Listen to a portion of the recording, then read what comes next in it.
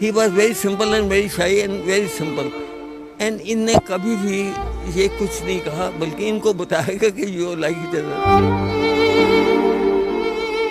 तो वो कहते कि मैंने कहा आप तेज कैसे भागे? मैं क्या बताऊं आपको? क्या मैं क्या आपको माँ ने कहा था भाग मिल्खा भाग। कहता बिल्कुल ठीक है, मेरे को कहता आवाज वही आती है। बेटे मेरे को पता नहीं, मैं तो सिर्फ ये कह रहा हूँ कि मेरा भाई चला गया, बहन भी चली गई। He was like my brother। इतने ज़्यादा इनको अवार्ड मिले हैं, but he was down to the earth. मैंने कभी ये नहीं देखा ऐसे करके चले गए। बड़ी दुखदाई खबर है कि ਫਲਾਈਂਗ ਜੱਟ ਮਿਲਖਾ ਸਿੰਘ ਸਾਡੇ ਵਿੱਚ ਨਹੀਂ ਰਹੇ।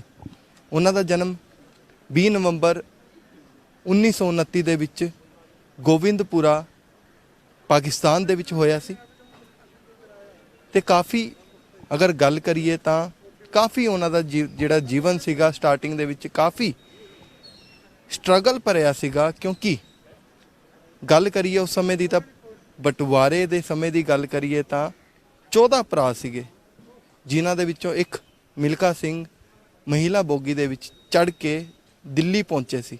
ਦਿੱਲੀ ਪਹੁੰਚ ਕੇ ਇੱਕ ਸ਼ਿਵਿਰ ਦੇ ਵਿੱਚ ਰਹੇ। ਉਸ ਤੋਂ ਬਾਅਦ ਸ਼ਿਵਿਰ ਤੋਂ ਬਾਅਦ ਇੱਕ ਢਾਬਾ ਸੀਗਾ ਜਿਹਦੇ ਵਿੱਚ ਬਰਤਨ ਮਾਂਜ ਕੇ ਉਹ ਬੱਚਿਆਂ ਕੁੱਚਿਆਂ ਖਾਣਾ ਖਾ ਕੇ ਉਹਨਾਂ ਨੇ ਆਪਣਾ ਜੀਵਨ ਬਤੀਤ ਕੀਤਾ।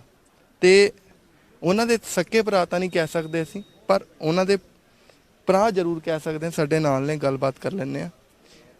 आप सबसे पहले मिल्खा सिंह हमारे बीच में नहीं रहे, सबसे पहले तो दिल से क्या बात निकल रही है, क्या सोच रहे? मैं मान नहीं रहा को चले गए, that's all. He is still with me. मेरे को सिर्फ घर में न्यूज़ नहीं बता रहे थे। वाइफ मेरी बहू तो पहले रात को भी यहाँ थी, तो सवेरे भी यहाँ आ गए थे। वो भी इनके बेटी की तरह ही थी।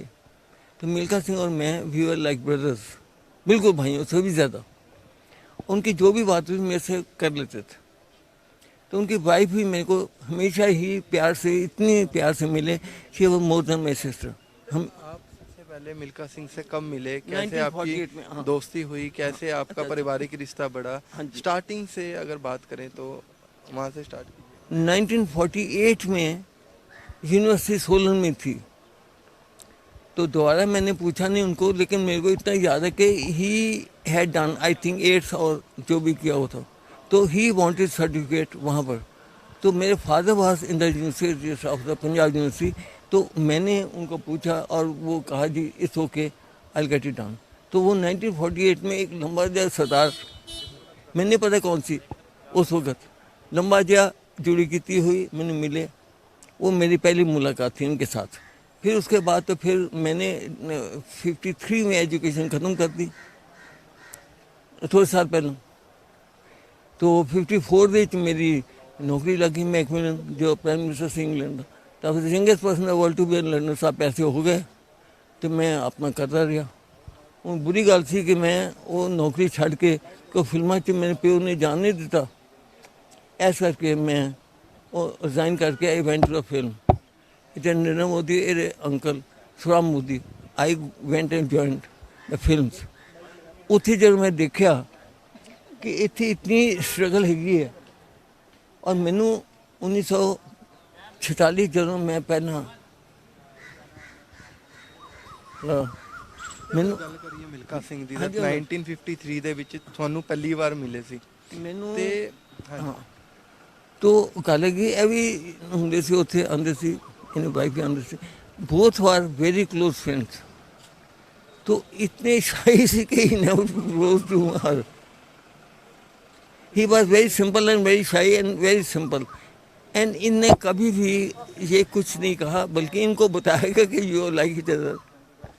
तो he was very shy and simple and straightforward. मैंने ऐसा आदमी नहीं देखा। आपने एक सवाल भी उनसे पूछा था मिल्खा सिंह से कि आप इतनी तेज कैसे दौड़ते हैं, थोड़ा बता दीजिए। हाँ that's it, you are right. मैंने उनको बोला कि जब आप भागते हो तो आपको क्या आवाज़ आती है, मेरे को पता था। तो मैंने कहा कि आपको याद है कि जब आप वहाँ से पाकिस्तान से, मैं भी वहाँ से भाग के आया हूँ, तो लाशें सारी कोई पता नहीं कैसे जैसे आए। तो वो कहते कि मैंने कहा आप तेज़ कैसे भागे? मैं क्या बताऊं आपको? क्या मैं क्या आपको माँ ने कहा था भाग मिल्खा भाग। कहता है बिल्कुल ठीक है, मेरे को कहता है आवाज़ वही आती है। This nobody knows I. जब बंटवारा हुआ था पाकिस्तान इंडिया का, हाँ जी, अगर बात करिए उनके परिवार की, 14 भाई बहन थे।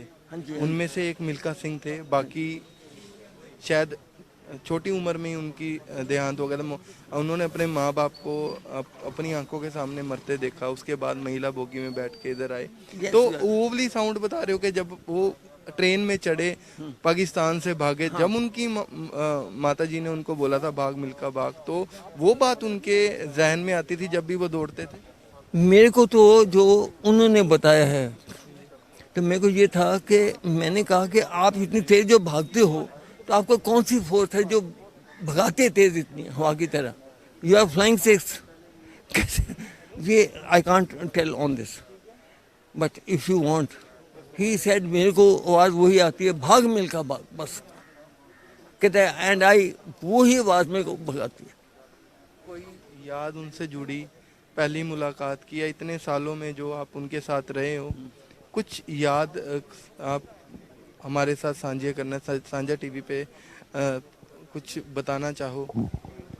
बेटे मेरे को पता नहीं, मैं तो सिर्फ ये कह रहा हूँ कि मेरा भाई चला गया, बहन भी चली गई। He was like my brother, उसकी वाइफ मेरी सिस्टर। तो मेरी तो आई वुड से कि मेरी ज़िंदगी में मेरे को छोड़ गए बस। He was amazing person, and कभी भी उसने किसी का, इतनी आपको पता, उन्होंने कई चीज़ें की हैं, लेकिन ऐसा आदमी ना तो पहले हुआ है, तो मेरा ख्याल नहीं कि एक आदमी इतना अचीव कर सकता। बात की जाए, उन्होंने बोला कि फिट रहने का राज क्या? उन्होंने बोला कि मैं कम बात करता हूँ, हाँ, और कम खाना खाता हूँ। अगर मेरे सिर में भी दर्द होता है, कमर में दर्द होता है, पेट में दर्द होता है, तो मैं दवाई अपनी वाइफ को बोलता हूँ कि मेरे सराहने रख दो, मैं सवेरे देखूंगा उसको। और सुबह फिर वो ट्रैक सूट पा के अपना जॉगिंग पे निकलते थे, रनिंग पे निकलते थे। तो कोई ऐसा किस्सा आपके सामने आया अब तक?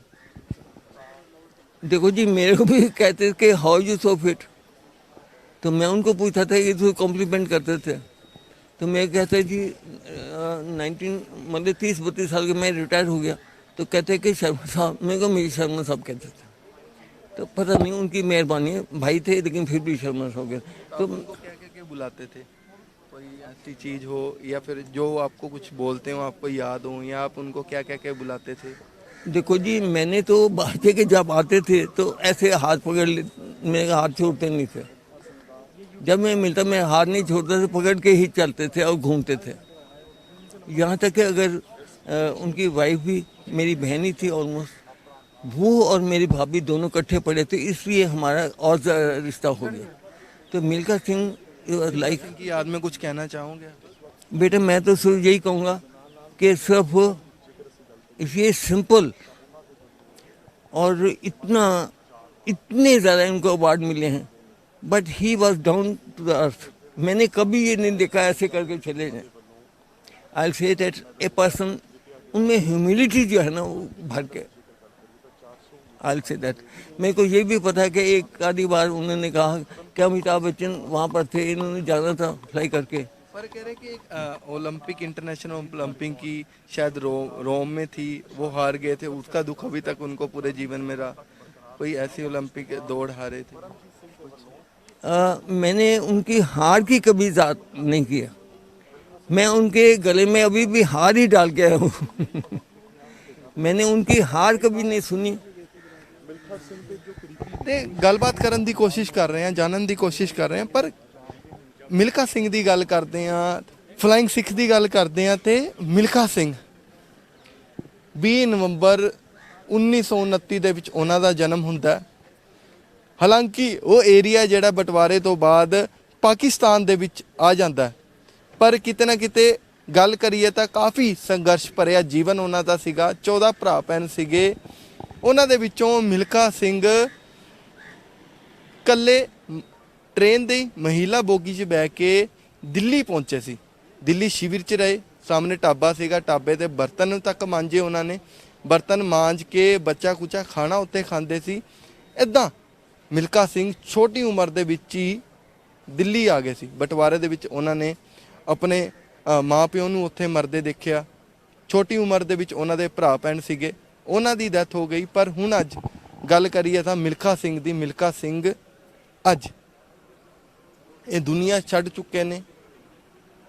ਤੇ ਕਾਫੀ ਦੁਖਦਾਈ ਖਬਰ ਇਸ ਸਮੇਂ ਮਿਲਖਾ ਸਿੰਘ ਦੇ ਘਰ ਦੇ ਬਾਹਰ ਮੌਜੂਦ ਆ ਤੇ ਉਹਨਾਂ ਦੇ ਭਰਾ ਨਾਲ ਵੀ ਗੱਲਬਾਤ ਕਰਨ ਦੀ ਕੋਸ਼ਿਸ਼ ਕੀਤੀ ਸੀਗੀ। ਹਾਲਾਂਕਿ ਕਾਫੀ ਪੁਰਾਣੇ ਰਿਲੇਸ਼ਨ ਸੀਗੇ। ਕਹਿ ਰਹੇ ਮੈਂ ਭਰਾ ਤਾਂ ਨਹੀਂ, ਪਰ ਭਰਾ ਤੋਂ ਘੱਟ ਨਹੀਂ ਹੈ। ਪਰ ਤਸਵੀਰਾਂ ਤੁਹਾਨੂੰ ਉਹਨਾਂ ਦੇ ਘਰ ਦੀ ਦਿਖਾ ਦਿੰਨੇ ਆ ਸੀ ਕਿ ਮਿਲਖਾ ਸਿੰਘ ਚੰਡੀਗੜ੍ਹ ਦੇ ਵਿੱਚ ਰਹਿੰਦੇ ਸੀ। ਅਗਰ ਉਹਨਾਂ ਦੀ ਵਾਈਫ ਦੀ ਗੱਲ ਕਰੀਏ ਤਾਂ ਵਾਈਫ ਵੀ ਉਹਨਾਂ ਦੇ ਵਾਲੀਬਾਲ ਦੇ ਕੈਪਟਨ ਸੀਗੇ। ਕਾਫੀ ਉਹਨਾਂ ਦੇ ਫੈਨ ਵੀ ਸੀਗੇ। ਉਹਨਾਂ ਤੋਂ ਆਟੋਗ੍ਰਾਫ ਵੀ ਸਟਾਰਟਿੰਗ 'ਚ ਲੈਂਦੇ ਸੀ। ਉਸ ਤੋਂ ਬਾਅਦ ਉਹਨਾਂ ਦਾ ਜਿਹੜਾ ਵਿਆਹ ਹੋ ਗਿਆ ਸੀ।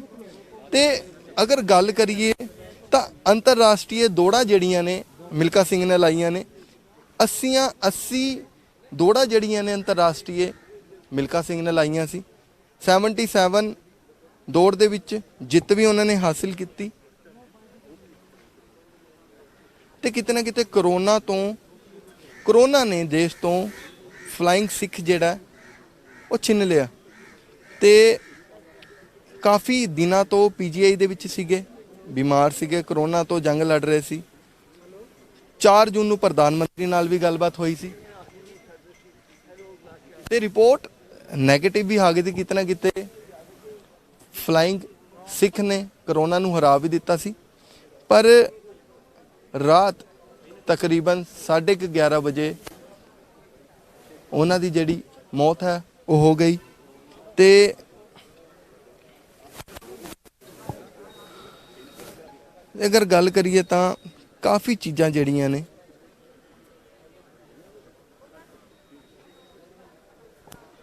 ਅੰਤਿਮ, ਅਗਰ ਸਾਂਸ ਦੀ ਉਹਨਾਂ ਦੀ ਗੱਲ ਕਰੀਏ ਤਾਂ ਅੰਤਿਮ ਸਾਂਸ ਤੱਕ ਲੜੇ ਮਿਲਖਾ ਸਿੰਘ।